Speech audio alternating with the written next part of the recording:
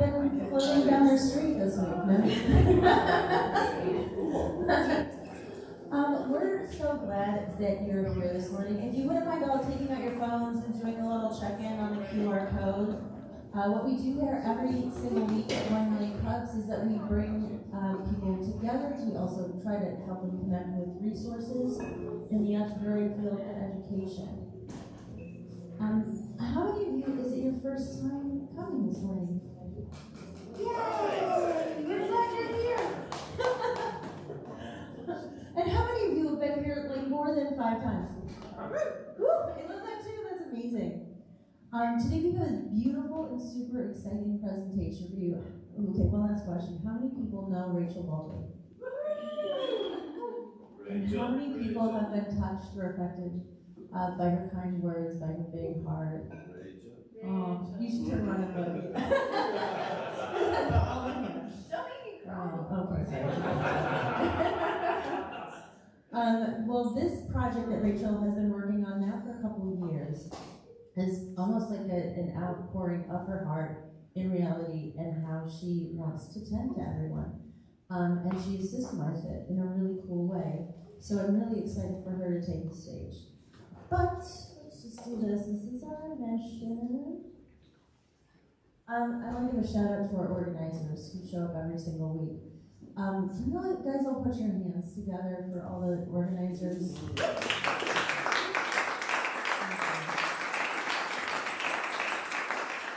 We've got Ray Paula right over here.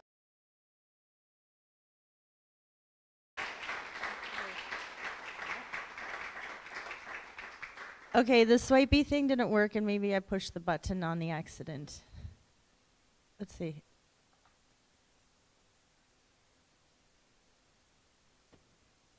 Three fingers. I was like, I've never been on a dating app. I don't know.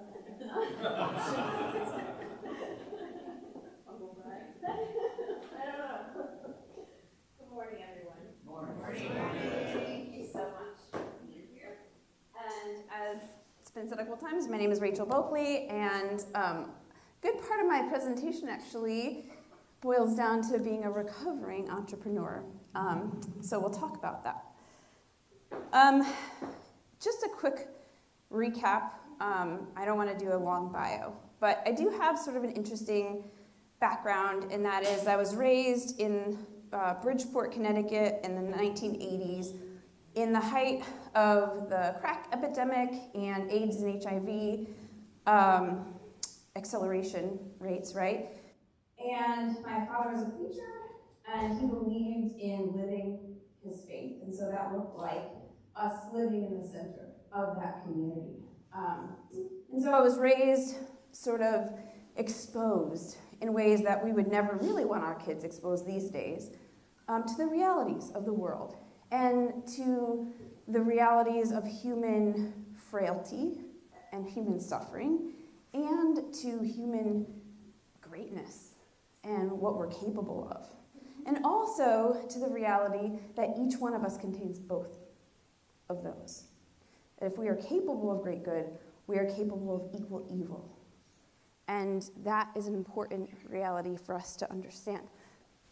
I had with that kind of an upbringing, it led to a pretty interesting and adventurous adolescence and young adulthood, and even now, life, right? Middle age. But one question that has sort of bothered me, or did bother me for a long time, is how is it that we're in the 21st century and we don't have common language for what our species needs to thrive? We know what every other species needs, but not our own. And it should be pretty simple, right? So humans are nature. When we start there, right, if we know what every other species, from bacteria to perennials to a great white shark, we know that we can all define what the conditions are, or we can find them pretty quickly, right? We know what destroys them. If we can put automobiles into space or telecommunication infrastructure in our pocket, right? We can map the human genome, but what are the conditions, right? Because flourishing is not, it's not the pursuit of the luxury class. It's what all species do normally. It is the natural outcome of sustainable conditions. And I think one of the things that we have gotten distracted by is that we occupy a unique space in the natural kingdom, right? We don't see our level of consciousness displayed in the same way anywhere else in the natural order. And so that leads us, because we are so powerful and so capable and able to adapt in such incredible ways, right? It leads us to forget our place in the natural order, which leads to all kinds of confusion. So if we forget that you have more in common with every other human on the face of the planet than any differences, if you're not aware of that, then you're never going to fully understand your own path, because you can't start if you're not starting with your actual placement in the larger scale of things. Then we sort of spiral into our uniqueness, and we need both, right? We need to understand our context, and then we need to understand our uniqueness. So when we don't understand the conditions we need, we languish, right? Think about if you were going to adopt a pet, and you're going to get some rare species some rare breed, right? Would you just randomly go and pick it up and bring it home and treat it like any other animal? No, if you spend a bunch of money on it, you're going to be like, okay, what does this dog need? What is it, right? We design the conditions. If we want a Great Dane, we don't live in a studio apartment, right? So we pay attention to that stuff. It's just natural. We expect our pets to thrive. We expect our crops to thrive. We expect our children to thrive. But then when it comes to us, thriving has gone out the door somehow. I want to use case in point with COVID. So during lockdown, we actually had favorable conditions in a lot of ways. We didn't have commutes. We got unlimited time with our loved ones, right? We had fewer demands and a slower pace. And yet what happens is, when you have been living in a languishing state, not necessarily chronically ill, but not necessarily thriving, you are literally just surviving. You're just getting by. And when something tips that, we fall off the cliff, right? And so instead of being able to recognize, wow, what a blessing, right? I have unlimited time with my children when their childhood is zooming by. Or I have the ability to take a walk in nature every day. I have a grant from the grind. Instead, we found all kinds of anxiety, political discourse collapsed, and we suffered even more because we're so alienated and unfamiliar with the actual needs we have for flourishing.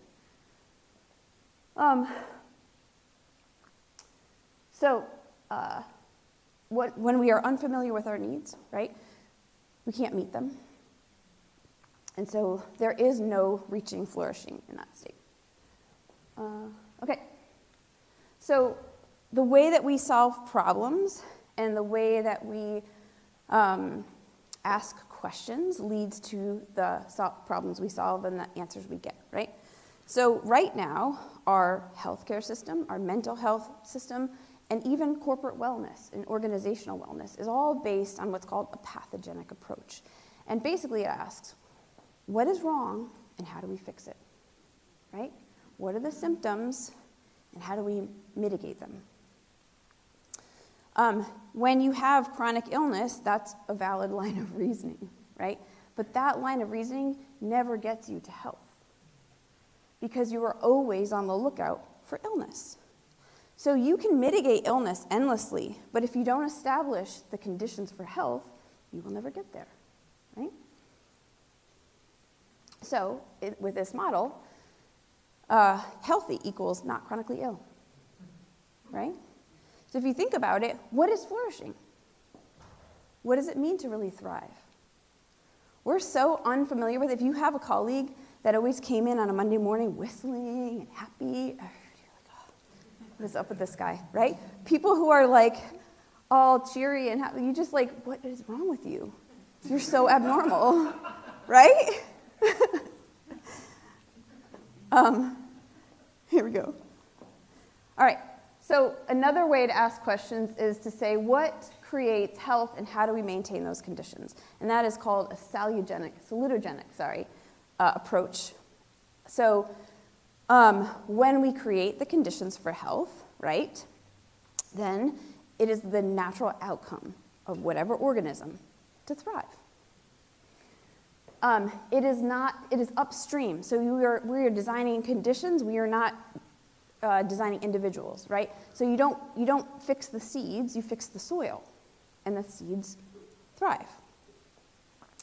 And this is the only way to create flourishing. But interestingly, it's pretty straightforward, right? So we have grown accustomed to feeling like everything is so complicated. And, climate change and geopolitics and political discourse and everything is just impossible. And it's all entangled and we'll never solve it. And as long as we are believing that, we can't solve things because we assume that complicated problems require complicated answers, and that is not the case. If we just think through all of recorded human history, all the wise teachers and sages and prophets taught very practical, very simple lessons. Never anything too complicated.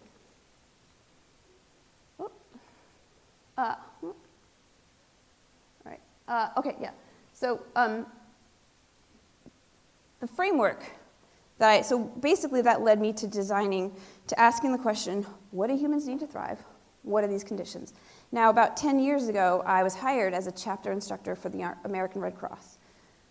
And as soon as I began studying my instructor materials, I got kind of obsessed with the idea that, hey, we teach people how to, save lives, how to resuscitate someone in cardiac arrest.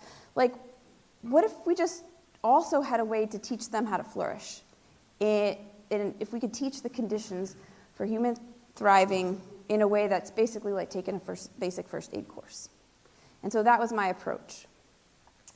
And what I came up with is the 10 areas of human need, right? That sort of is the macronutrients of human flourishing.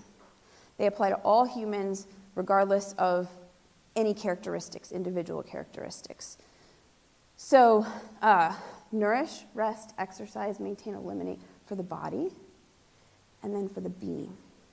Now, this doesn't require any kind of supernatural or any kind of belief system, because when I say being, I'm just referring to the part of you that animates your body, that doesn't show up on an x-ray, but it's like the wind, right? We've never seen the wind.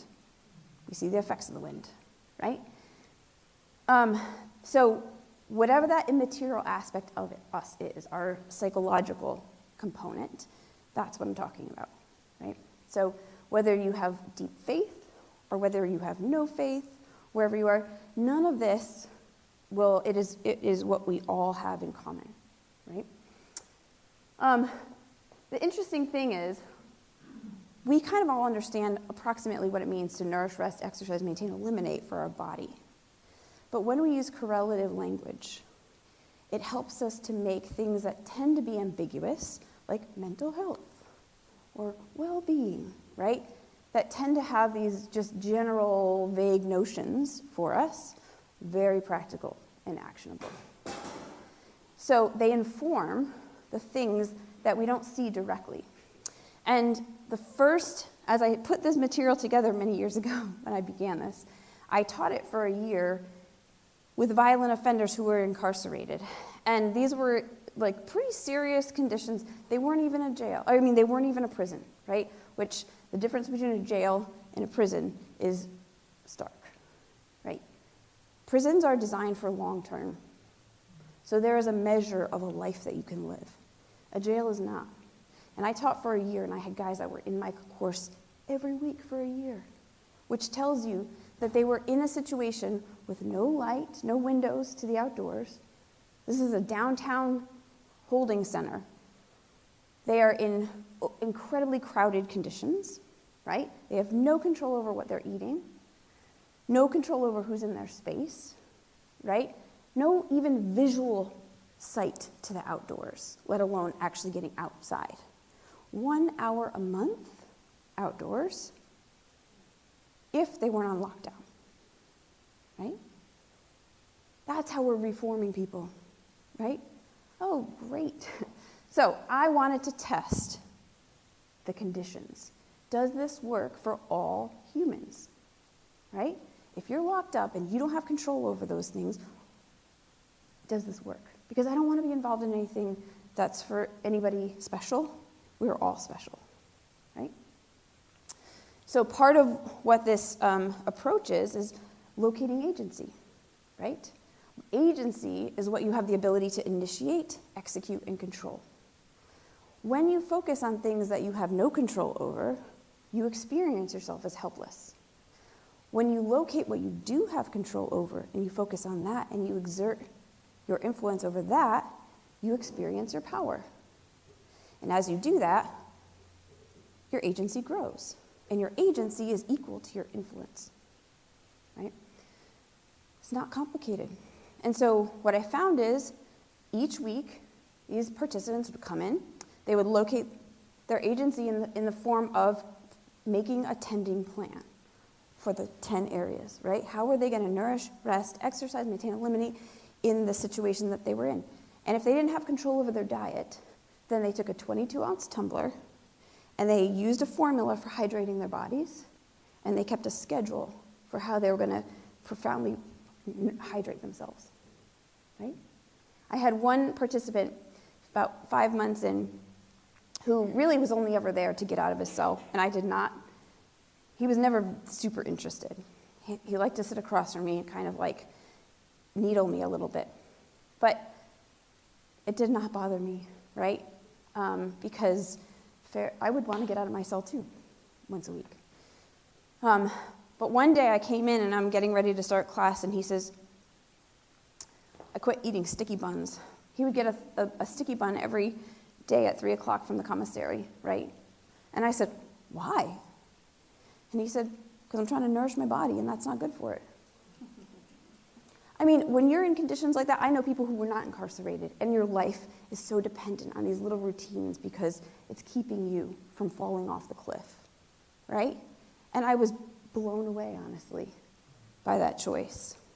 But that's what happens when we locate where we have the ability to initiate, execute, control, and we exert our influence. So, all right, that's the framework initially.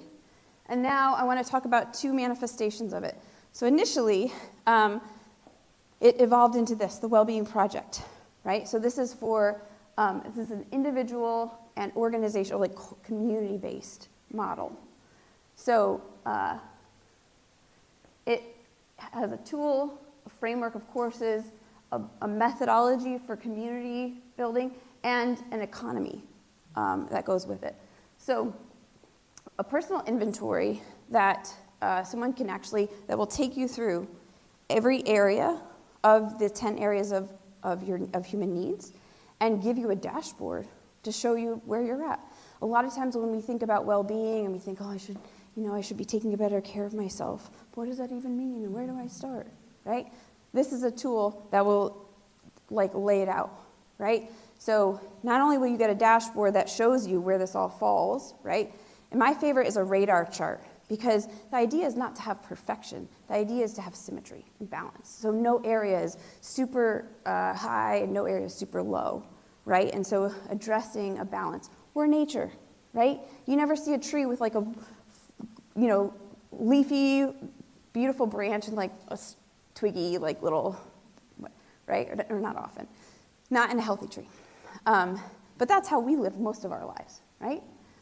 We're happy to show certain things. God forbid anyone see these other areas, right?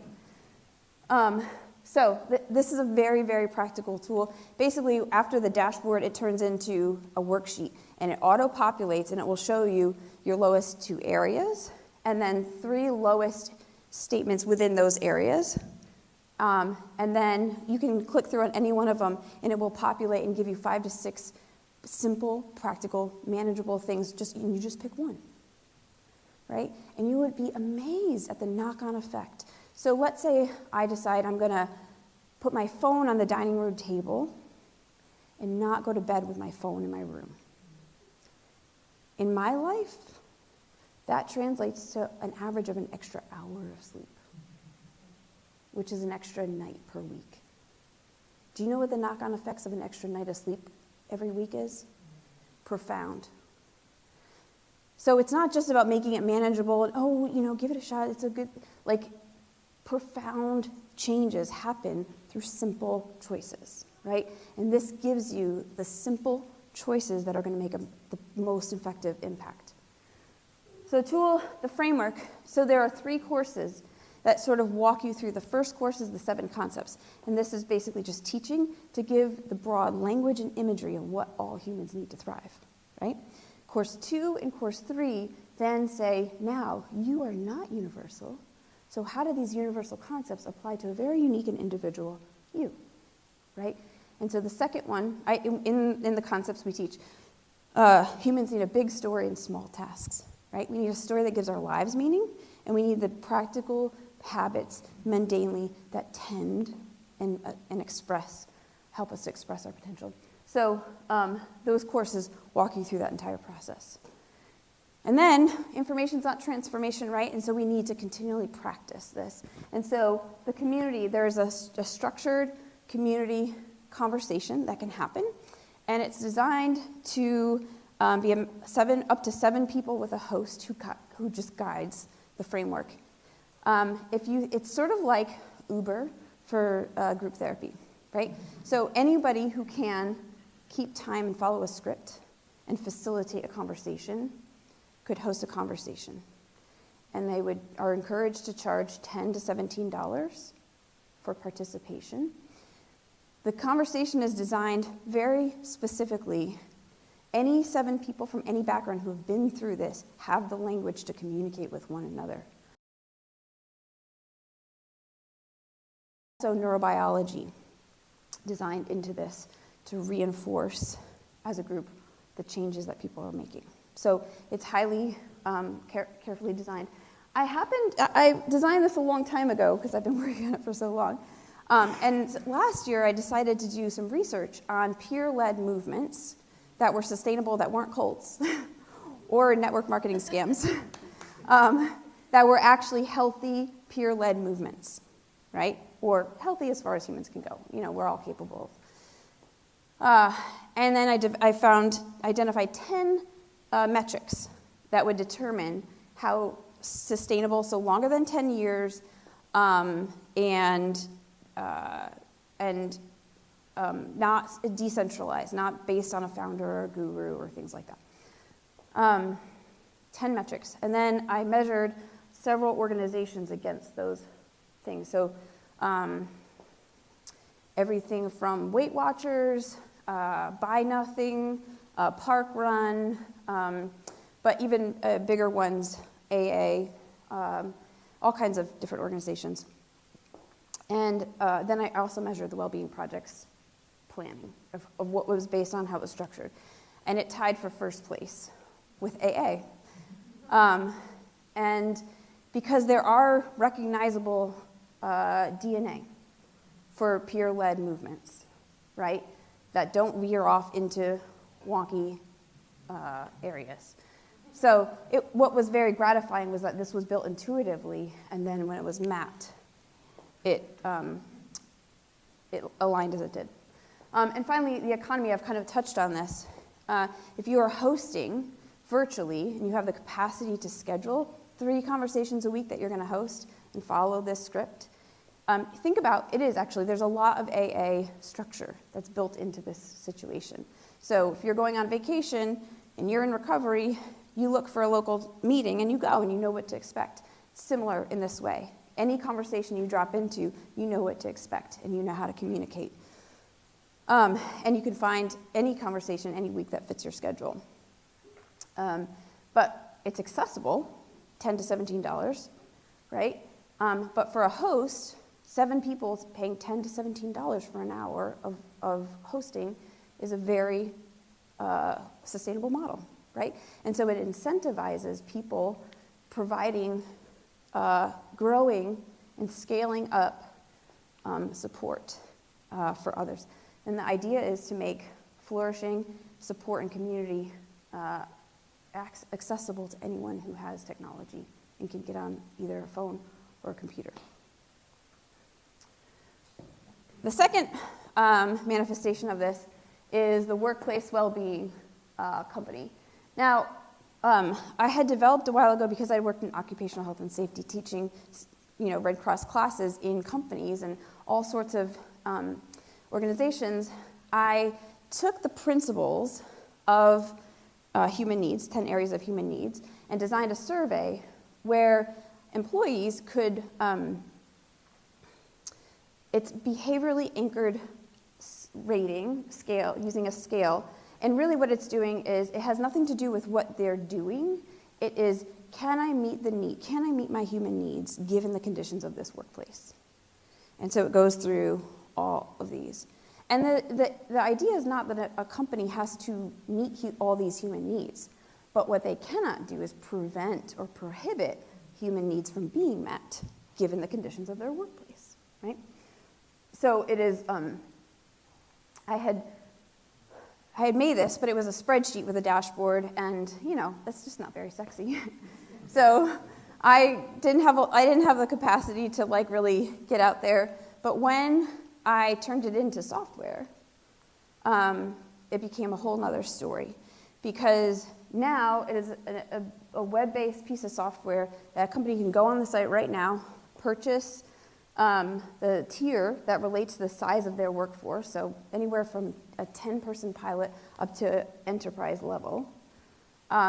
Immediately they have a dashboard with a link, they send that out, and as soon as the first survey is completed, which takes about 10 to 12 minutes, they have a live dashboard of their data. There's no huge procurement, there's no waiting for some specialist to give you your results or whatever. You have it live in front of you. And at the same time, what you have is 5 buttons at the top, right?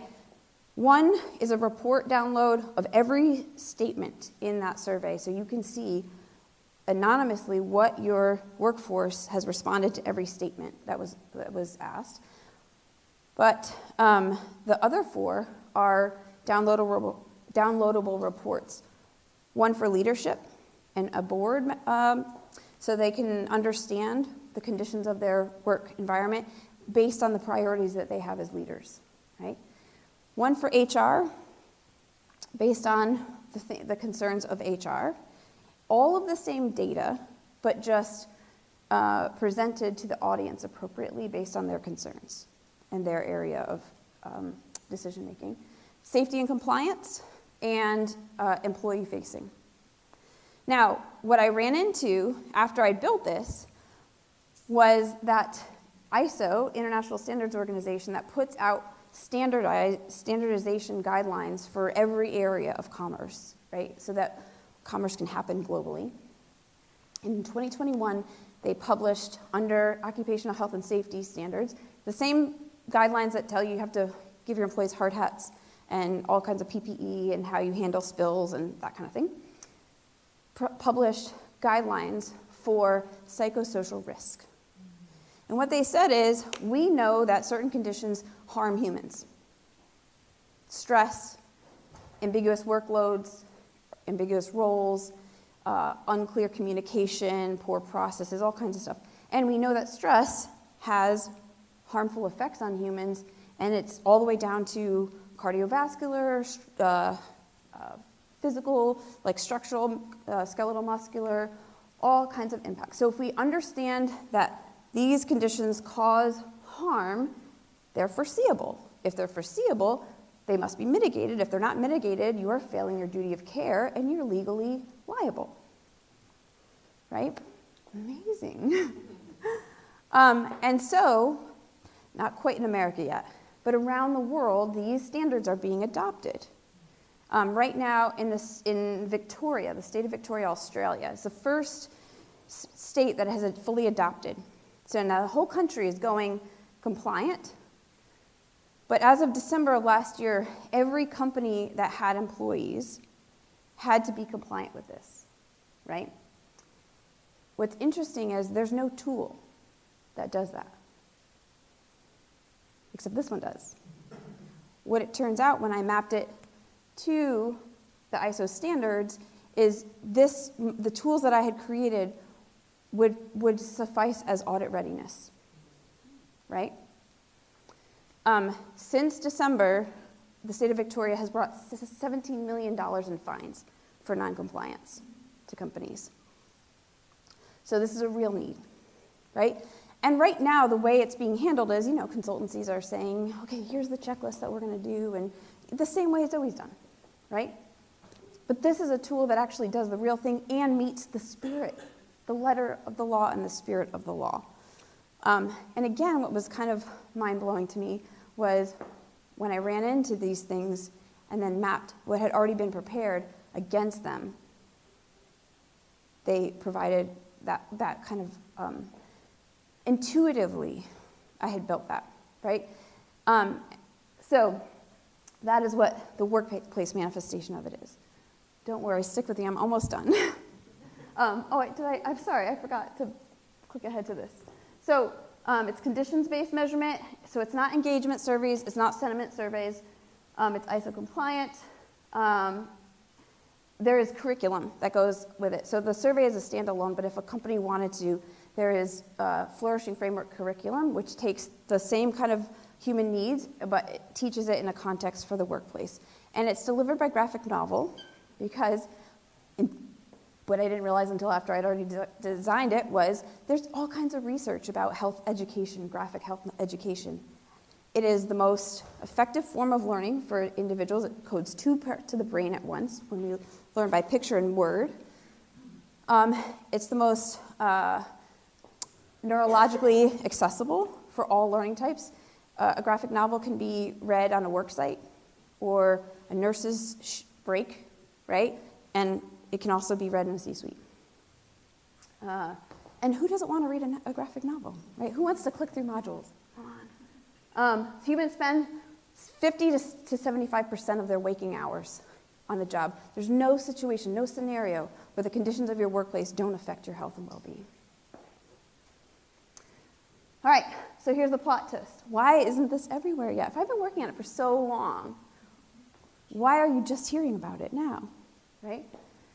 So the problem is that I'm very competent in a lot of ways, and I can learn. And just like humans can adapt and survive, I have been adapting and surviving, teaching myself this and teaching myself that, and editing audio and learning and doing all kinds of things, and they are not my zone of genius, right? And I was teaching material that could have informed me if I was paying attention. But I was not going to thrive doing this. And so making a pivot to say, I'm not a marketer. I'm not an executive. I'm a teacher. I'm a framework maker. I can see and understand complicated things and make them accessible, and I'm going to stay right in here. That has been my pivot recently, very recently. So the pivot is operating in the sweet spot, staying here, doing what I'm good at. So from building platforms and remaking products and trying to scale things alone, to teaching, speaking, writing, and sharing this body of work, and partnering, leaving the door open for the right partners to build with integrity. Ideally, I don't want to be a psychosocial risk consultant. I mean, not ideally, I do not, right?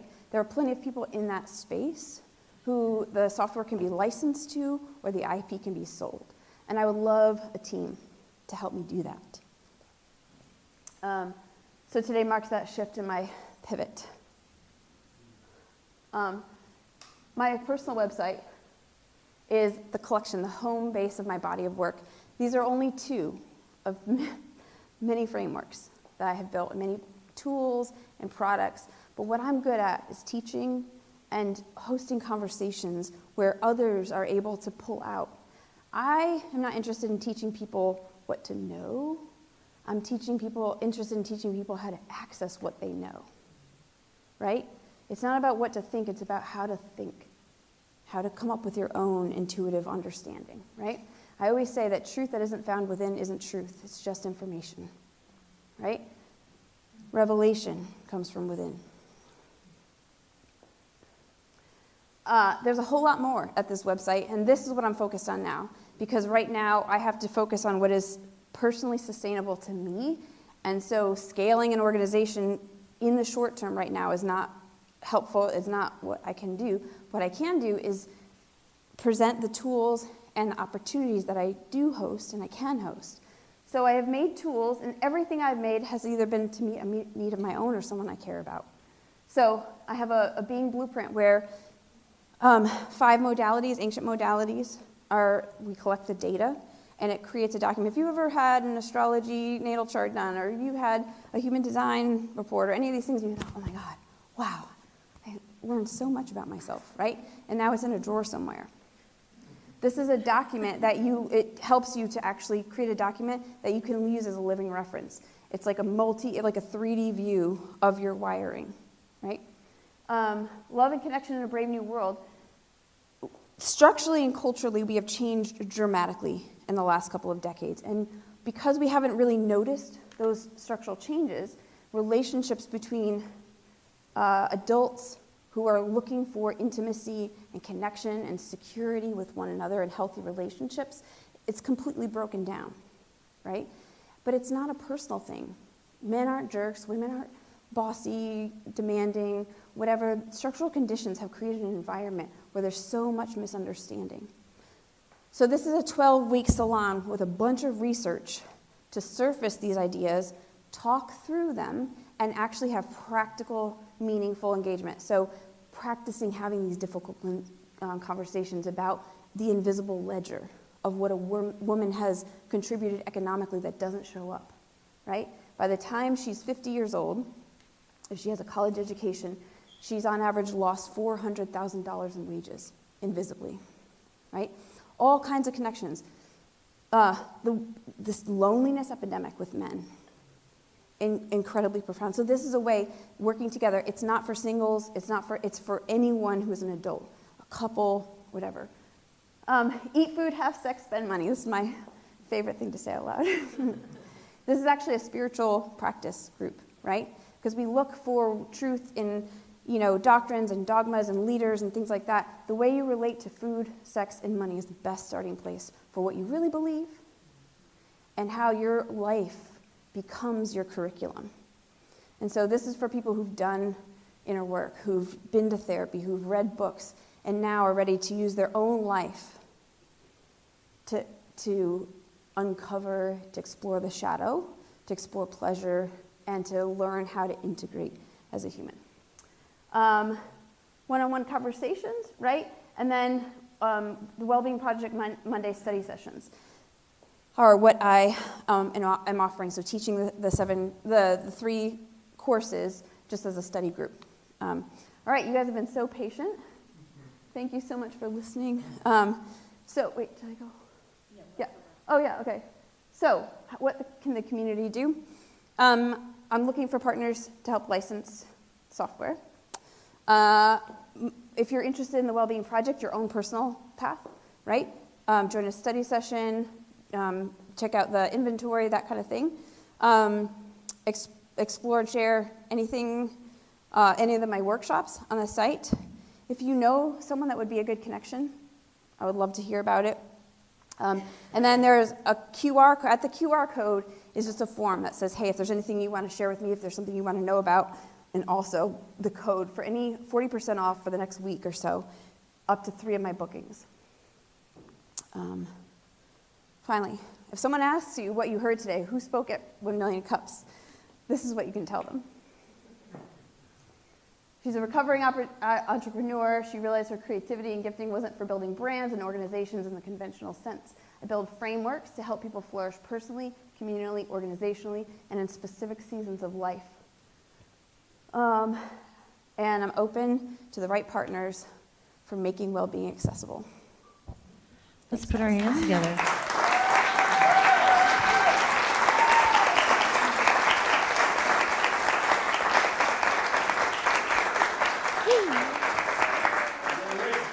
Thank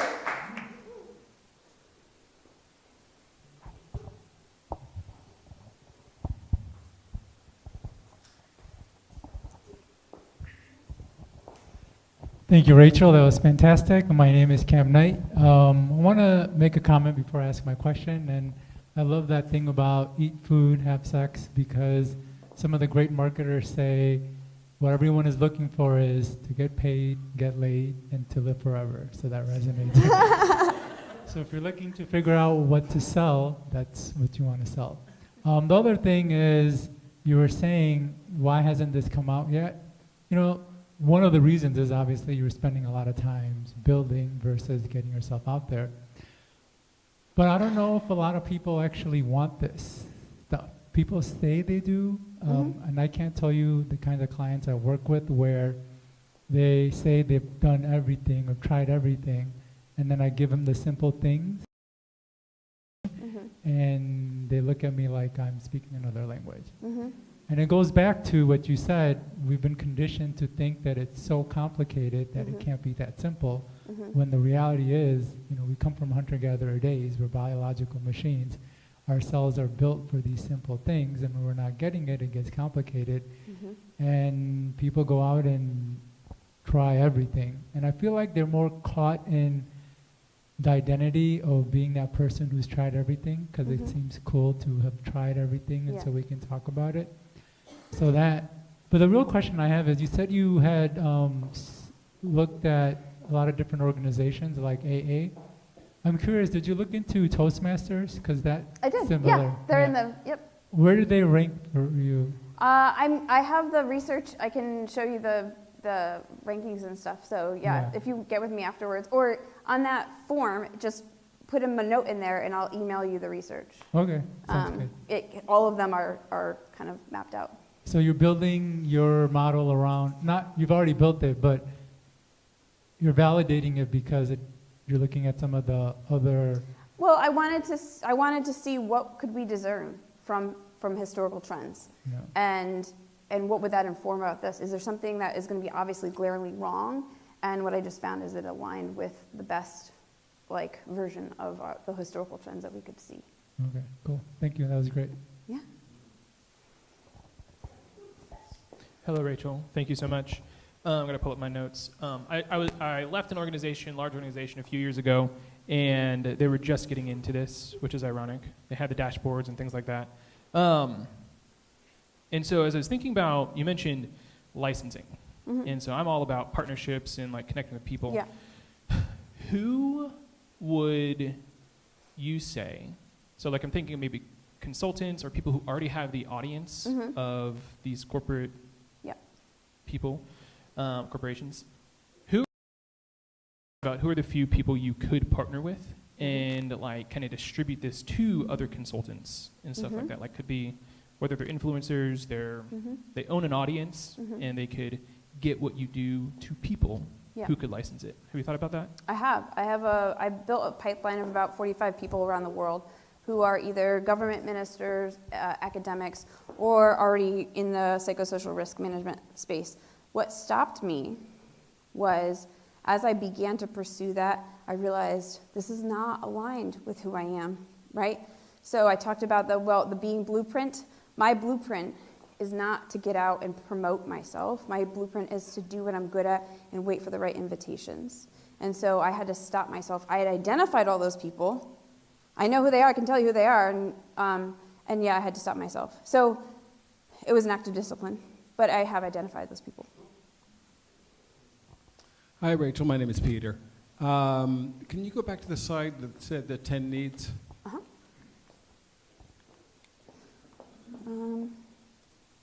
don't know. Brian, how do I go back? Do I just touch it? Is there?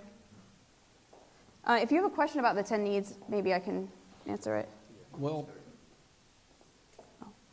Okay. Here.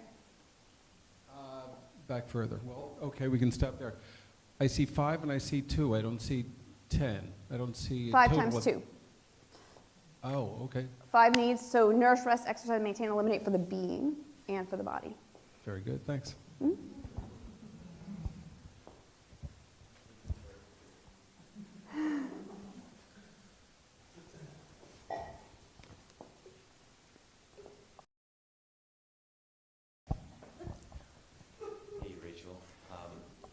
Thompson, and I love. Can you hear me? Okay. I love the aspect where you were talking about natal chart readings and all of these testing funnels that we get put through all the time, right? Where you put your information in, you get the awareness. But as you said, right, briefly, right?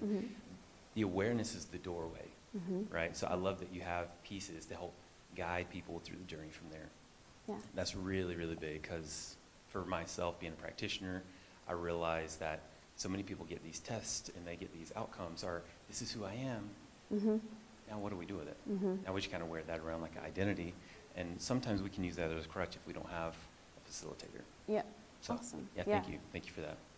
Pleasure. Yeah. Pleasure. That question from Eric was a good example of how, like, you know, there's pressure to do things, to follow this path and follow this plan and that kind of thing. And if you don't align yourself and know where your boundaries have to be for who you are, and so, yeah, that's just an example of how I've had to use my own tools to keep myself on track.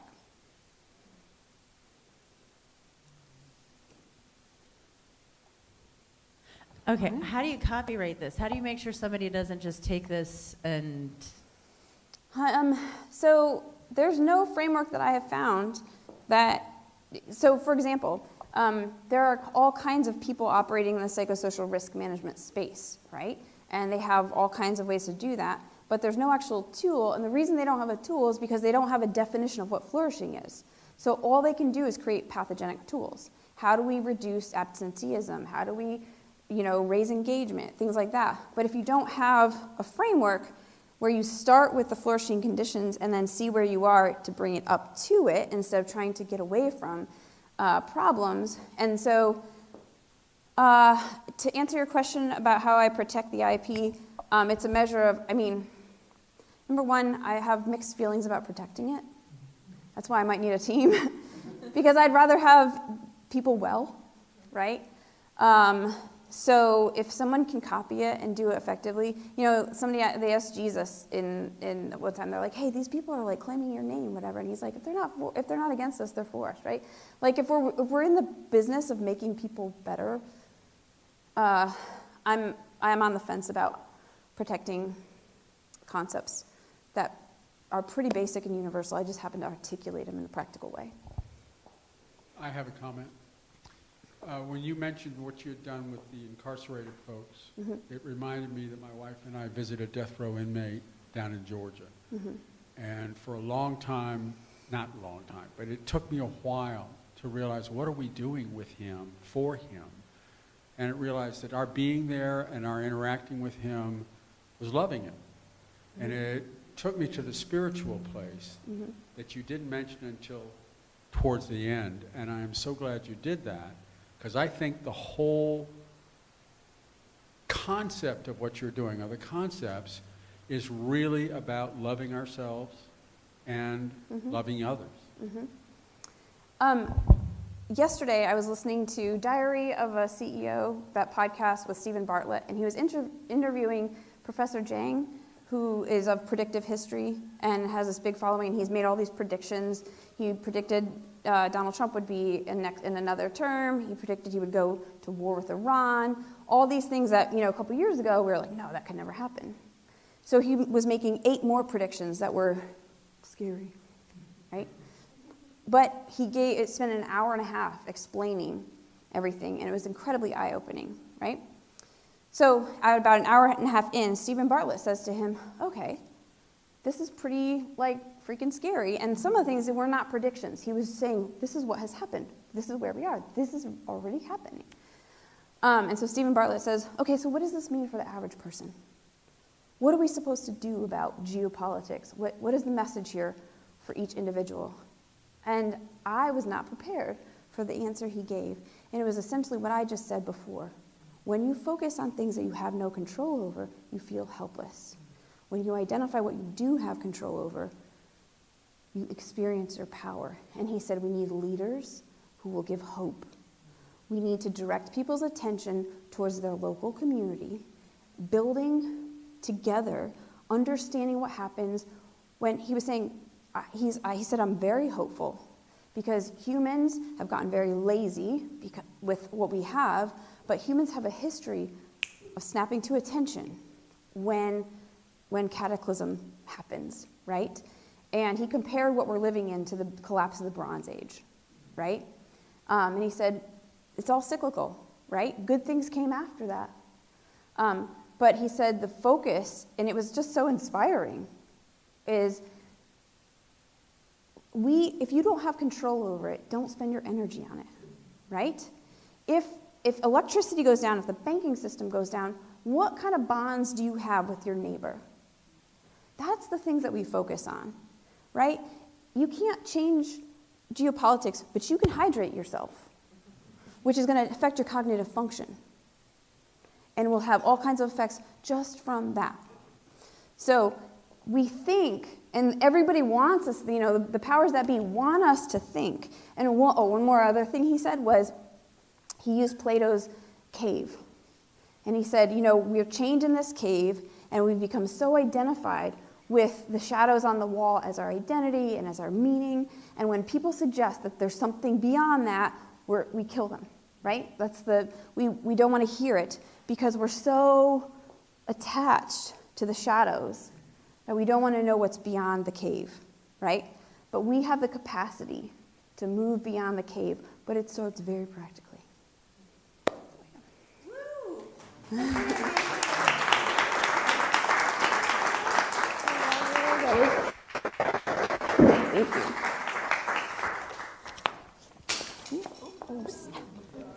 Oh, don't worry. I'll get it.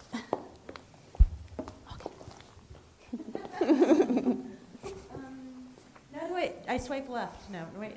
Okay. It worked. Okay. Okay. Who's leaving here inspired? Let's go. And I like this whole. I like the whole phone thing, leaving the phone somewhere. Mm-hmm. So I'm excited to see what else. It's like simple and practical and life-changing. Mm. I would love another night of sleep per week. That sounds great. Big shout out to our event sponsors, Charlie Troy Ball, who generously donate the space each week, Hatchworks Co-working, Mountain BizWorks, the Pisca Fund, NC Idea, Patrick with EOS Entrepreneurial Systems, Hatch Foundation, Bear, the Brookshire Garside Group, ERC Broadband, Brick Creative, Dynamite Coffee Roasting Company, Broadbeam Live Media, that's Brian back there, managing things at the helm, and Western Carolina University and SCORE. All right, next week we have Ride Better Together, which is a nonprofit that brings older people or people with handicaps or needs to appointments and brings them together. Is that a pretty... And they basically are totally self-funded. And with what I read, I'm super inspired by that too. I'm really excited to see it. And part of his focus is on community. There we go. He's generating more community. Yeah, I'm very excited because old people are the cutest. I love it. Thank you. That's right. The Digital Nomads. We have Manifest Yourself, hosted by Adam K. with a good hair. That's what we call him around here. Adam with a good hair. And that will be on Thursday. That's tomorrow. And it's kind of a quiet week. I feel like we had the busiest May, the busiest April, and hopefully we all get a chance to breathe a little bit more in June. Thank you so much for coming. Bill? I got a message from Adam this morning. I think that's canceled, but I'm not positive. So I will get in touch with him and let you know. That sounds great. Okay, good. Well, have a great day. Go inspire someone. Go reach out to someone and have a good conversation one-on-one. What is it Rachel says? Spend money, Eat food, have sex, spend money. There you go. And Go have a for great it. day.